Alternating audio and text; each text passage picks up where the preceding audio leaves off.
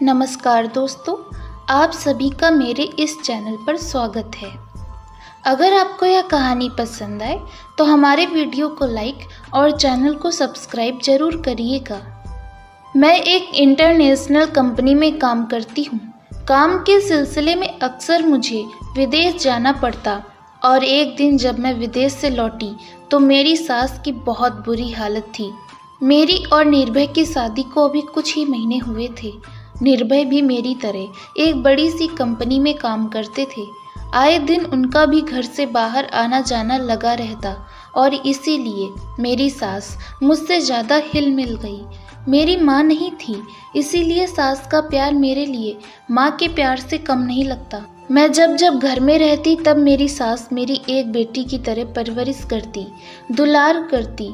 जरूर मैंने पिछले जन्म में अच्छे पुण्य किए होंगे, तभी तो मुझे देवी जैसी सास मिली। मैं भी जब घर पर रहती तो उनकी खूब सेवा करती और ये सब मेरे जेठ को ना जाने क्यों अच्छा नहीं लगता। मेरे जेठ मुझे ऐसे घूरते जैसे एक चील अपने शिकारी को घूरता। वो कुछ काम धाम भी नहीं करते, बस मुफ्त की रोटियां तोड़ा करते। कई बार जब मेरी सास मंदिर चली जाया करती और पति काम से बाहर तो मैं घर पर अकेली रह जाती। एक दिन मैं घर पर अकेली थी। मैं लैपटॉप में अपना ऑफिस का काम कर रही थी, तभी मुझे प्यास लगी। मैं किचन में पानी लेने गई और पानी लेकर जैसे पीछे पलटी, मेरे जेठ मुझसे चिपक कर खड़े हो गए। वो आप पलक मुझे घूरने लगे। ये देख मैं डर गई और फिर जैसे उन्होंने एक हाथ मुझे छूने के लिए आगे बढ़ाया, वैसे ही मेरी सास आ गई। सास की आवाज़ सुनकर मेरे जेठ दुबक कर किचन से बाहर चले गए। मैं भागती हुई अपनी सास के पास गई और उनके गले लग गई। मैं बहुत ज़्यादा डरी थी। मेरी सास ने मुझे हॉल में रखे सोफे पर बिठाया और प्यार से सिर पर हाथ फेर कर पूछा, क्या हुआ स्वाति बहू, इतनी घबराई हुई क्यों हो? मैंने डरते हुए उन्हें सारी बात बताई और पूछा कि जेठ जी मुझे ऐसे क्यों घूरते रहते हैं। और आज तो वो अकेले में मेरा फ़ायदा उठाने की सोच रहे थे। मेरी सास ने जब ये सुना तो वो खामोश हो गई और कहीं गुम हो गई।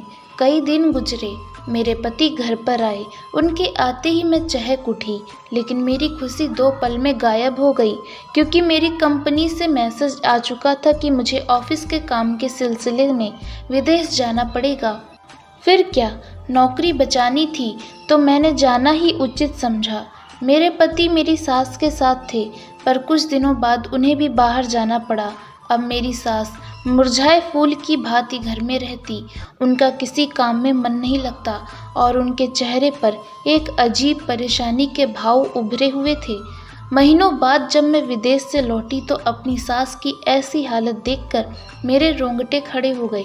मेरी सास फूट फूट कर रो रही थी और मेरे जेठ उनके साथ मारा पीटी कर रहे थे। उनके हाथ में लकड़ी का एक मोटा डंडा था जिससे वो मेरी सास को पीट रहे थे।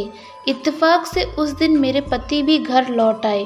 अपनी माँ की ऐसी हालत देखकर उनसे रहा न गया और वो जाकर मेरे जेठ को कस के 2-4 तमाचे जड़ देते। मेरा जेठ सकपका गया और घूरते हुए मेरी तरफ बढ़ने लगा। मेरे पास आते ही उसने मेरा गला दबाना शुरू कर दिया और कहने लगा कि मैं तुझे भी जान से मार दूंगा, बड़ी सगी बनी फिरती है सास की। उनके इस बर्ताव से मेरी सांसें उखड़ने लगी। तभी मेरे पति ने पीछे वही मोटा डंडा उठाकर उनकी पीठ पर हन दिया, जिससे उन्होंने मेरा गला छोड़ दिया और मैं लंबी लंबी सांसें लेने लगी।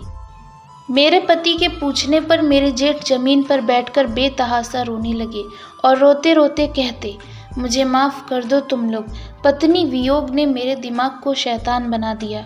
मैंने हिम्मत करके उनसे पूछा, क्या हुआ था आपकी पत्नी के साथ? तो वो बोले, मैं अपनी पत्नी से बहुत प्यार करता था। हमारी शादी माँ की मर्जी के खिलाफ हुई थी, इसीलिए उन्होंने मेरी पत्नी को प्रताड़ित कर करके मौत के घाट उतार दिया।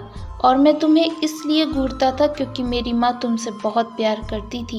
उन्होंने कभी तुम्हारे साथ वैसा कुछ नहीं किया जैसा वो मेरी पत्नी के साथ करती थी, जबकि तुम दोनों की शादी भी तो उनकी मर्जी के खिलाफ हुई है। मैंने सोचा जब मेरी खुशियाँ छिन गई तो मैं तुम्हारी खुशियाँ भी छीन लूँगा और तुम्हें भी मार दूँगा। फिर माँ से मेरा बदला पूरा होगा। अपने जेठ के मुंह से ऐसी बात सुनकर मेरा कलेजा चिर गया। मैं फफक कर रो पड़ी तो मेरे पति ने मुझे आश्वासन दिया, और जब मैंने एक नज़र अपनी सास पर डाली तो मुझे उनसे घृणा होने लगी। वो अपने पक्ष में बोली, एक बहू को खोकर मैंने बहुत बड़ी गलती कर दी थी। अब दूसरी को खोकर मैं अपने परिवार व कुल का नाश नहीं करना चाहती थी, इसीलिए मैं स्वाति बहू को खूब प्यार देती थी। मुझे माफ़ कर दो बेटा। वो जेठ जी से माफ़ी मांगने लगी, पर उन्होंने उन्हें माफ़ नहीं किया और उठकर घर से बाहर चले गए। अगले दिन मैं और मेरे पति भी घर छोड़कर हमेशा के लिए दूर जाकर रहने लगे और मेरी सास अकेली घर में घुटने लगी। जेठ जी भी उस दिन से वापस घर नहीं आए, जाने कहाँ चले गए। अब सास का रो रो कर बुरा हाल होने लगा और अकेले रहने की वजह से वो पागल सी रहने लगी।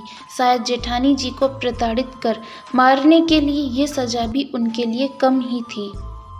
कहानी कैसी लगी अपने विचार कमेंट में ज़रूर साझा करें और चैनल को सब्सक्राइब ज़रूर करें। आपका एक सब्सक्राइब मेरा मनोबल बढ़ाता है।